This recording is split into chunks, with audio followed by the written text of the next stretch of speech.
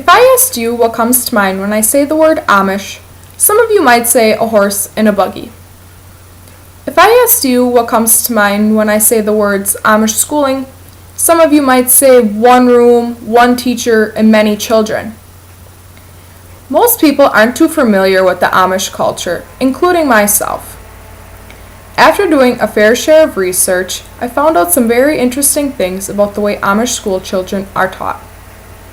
Amish schools and public schools in the United States are very different. Today I will be filling you in on the goals of Amish education, the typical day of an Amish student, and the teachers at the schools. First, I'm going to inform you of the goals of Amish education, so you have a better understanding of their purpose of school.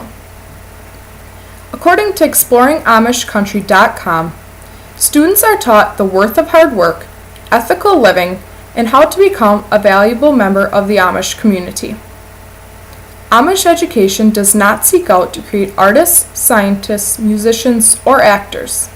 Instead, the students are simply taught the skills that they will need to lead a useful Amish life and function and do business with the outside world. The parents, the school, and the community all have a great influence on the students' education. However, the church is seen to have one of the most powerful influences. Now that you have a better understanding of the goals of Amish education, I'd like to tell you about the typical day of an Amish school student. According to exploringamishcountry.com, students begin first grade at age 6. They attend a one-room schoolhouse that consists of grades 1 through 8. 30 to 35 students attend this school, in which most are siblings and cousins. The school is typically within walking distance of the home. After the students complete 8th grade, the men typically seek out to become farmers or carpenters, while the women return to the home.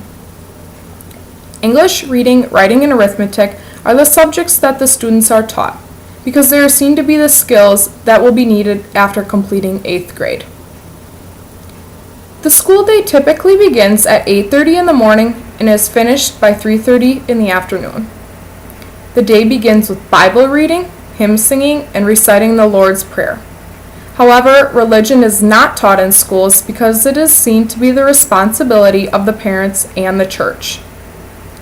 The school day is broken into 4 periods, with recess and lunch in between.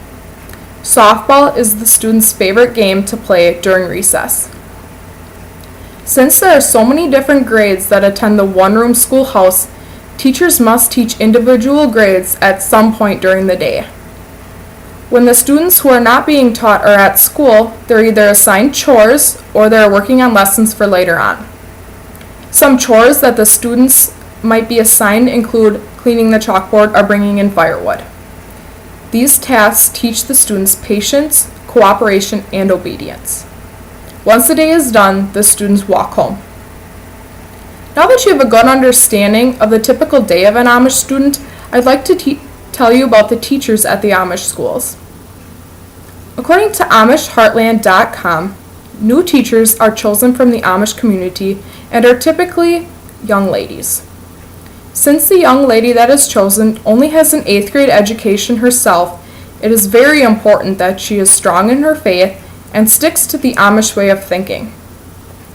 Before the young lady can actually become a teacher, she must serve a time of apprenticeship with an experienced teacher.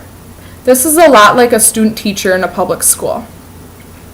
After the young lady is finished with her apprenticeship, she begins teaching at the school where she is hired. Also, according to AmishHeartland.com, most Amish teachers reported not actually wanting to become teachers, but more so wanting to help serve others. Teachers among the Amish community hold meetings and discuss problems and ideas about things that are going on in their schools and how they can fix issues. Since the schools are locally controlled, they must be up to standard with the teaching methods of the local school board and the church authority. Now that you have learned about the teachers in the Amish community and the schools, I would like to conclude. After discussing the goals of Amish education, the typical day of an Amish student, and the teachers, you should have a really good understanding of the Amish schooling. Typical public schools and Amish schools are very different on many levels, but the same on a few. We who are not Amish must understand that the mission of Amish education is to have the students remain Amish. So next time you pass a horse and a buggy, you may think differently of the Amish community and the school children.